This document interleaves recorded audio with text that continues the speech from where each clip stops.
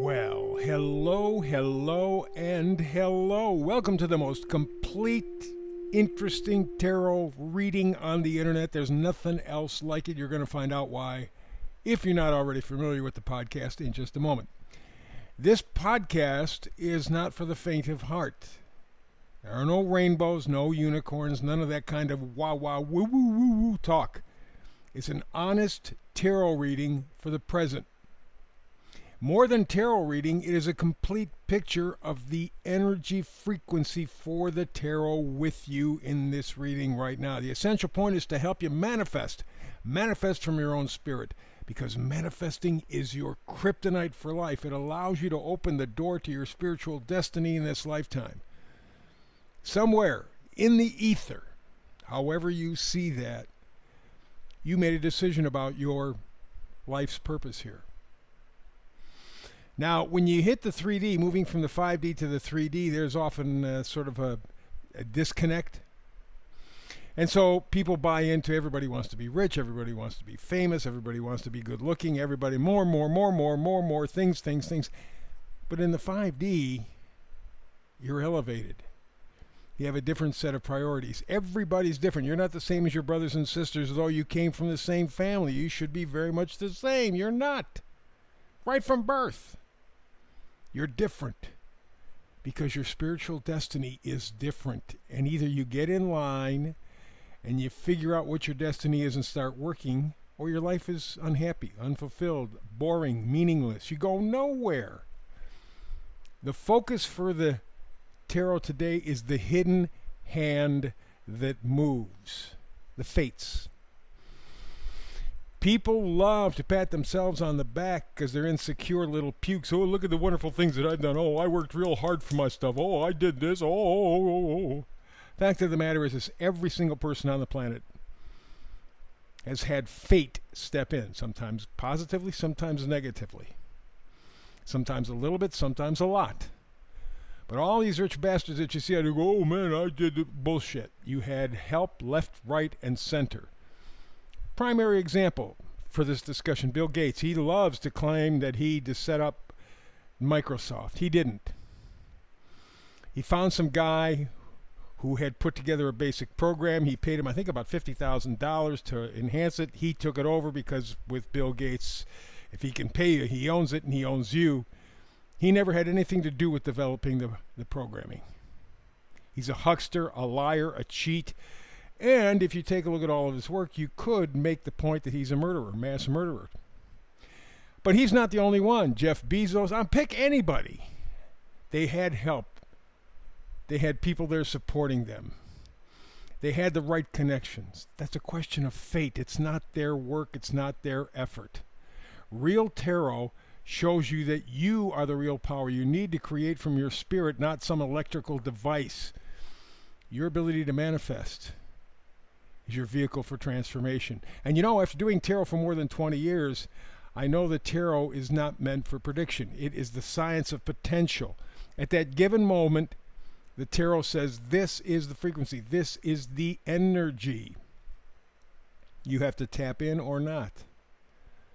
I also add in numerology and astrology. I've done those for 50 years because they really help fill in many of the blanks. They really are predictive. Life is cycles, repeating again and again and again. That's why they say history repeats, because it does repeat.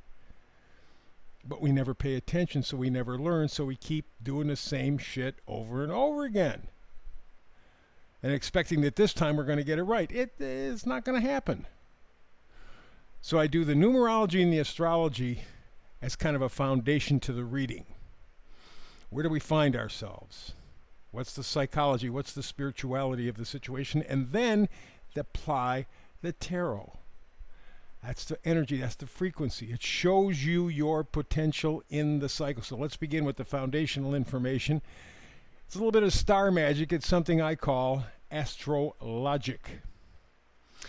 Now, as I've said many times, if you've been following me for the last few months, we have a very unusual astrological lineup right now. We have most of the large planets, or farthest planets, shall I say, in a very favorable combination of one thing or another, either a trine or a sextile.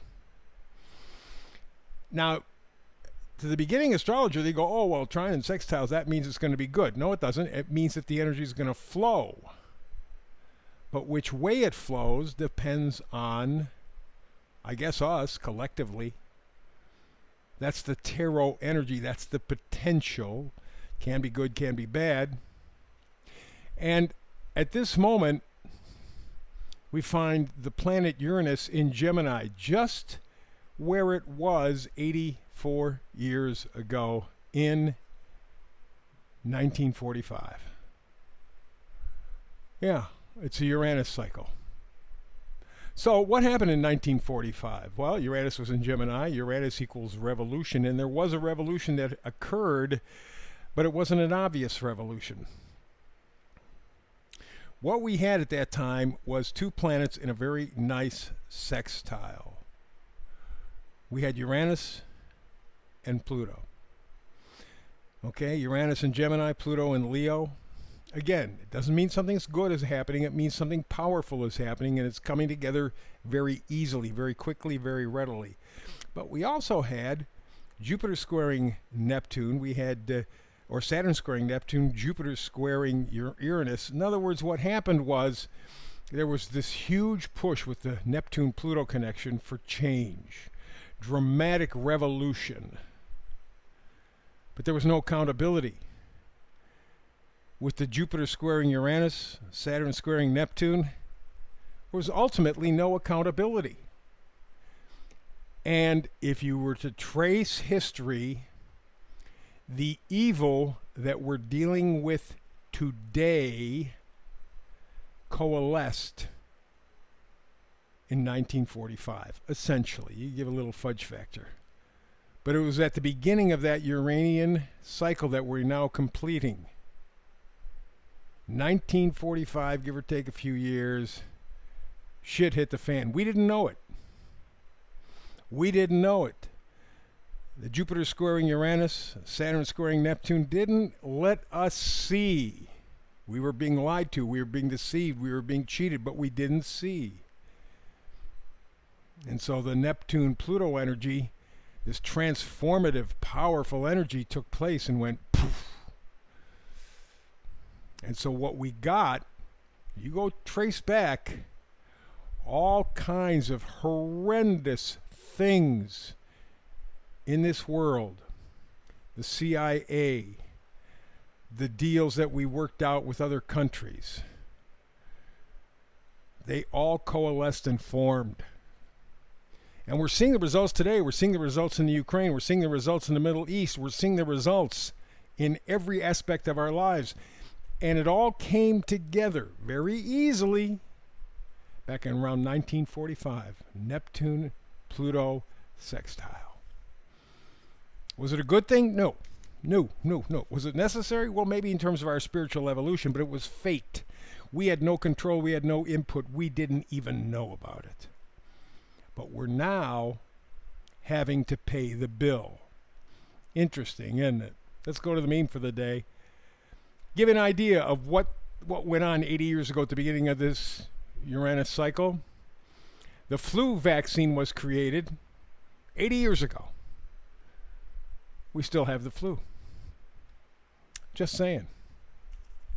We were scammed, we were shammed, we didn't know it, and we're now pulling back the curtain. But because we didn't know, because we weren't involved, because we weren't part of the decision-making process, we'll chalk it up to fate. That invisible hand that moves things in the world that we have to deal with. Question is, are we going to pay attention? Are we going to learn this time? Or, let's go to the tarot. Let's see what that says, huh? How about the Queen of Cups? Queen of Cups, intuitive, sensitive. That's what cups are all about. There's an emotional connection.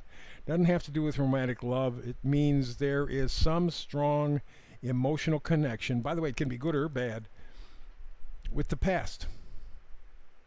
Something, somebody, whatever, rips you. And with the Queen of Cups, there's the attempt at being very intuitive, very sensitive to the emotional stuff. You're trying to pay attention to what motivates not just you, but all of mankind. It's a pretty heavy-duty job. It's going to take your intuition. That's the next card, the Chariot card. Focus, willpower. For the last 80 to 85 years, this Uranus cycle has been going on, powered by the Pluto-Neptune sextile, this easy flow of energy that has led to rot, has led to poison, has led to cancer around the world, literally and figuratively, to the point where we have to use our intuition, we have to use our willpower. We have to dig deep, primarily into our spirituality, if you will.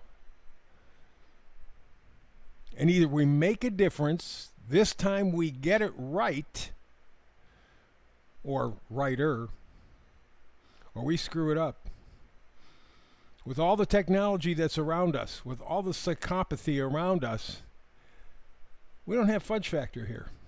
We could wipe it all out real quick. That's what you're sensing. That's what you're sensing. Next card is the Three of Wands. You're looking out into the future, Three of Wands. You're trying to do it enthusiastically, positively, powerfully. Well, feel what you're feeling. Dig deep into your spiritual level. Don't be distracted by the physicality, by the materialism, because that's what gets you off your game. There's an element of faith or fate here, powers unseen, unknown by us, that we have to deal with. And our vision, the Three of Wands, our vision is going to make the ultimate choice. So we had better choose wisely. That's it for the reading for today. Back again tomorrow with another Tao Manifested Tarot reading. I thank you very much. Please remember to follow up today, like and subscribe. Very, very, very important in these times when it's a full court press by the deep state. And the people who feel it the most, the first podcasters. So please help us out, all of us. Like and subscribe. Between now and the next time you and I do this tarot thing together, peace and blessings.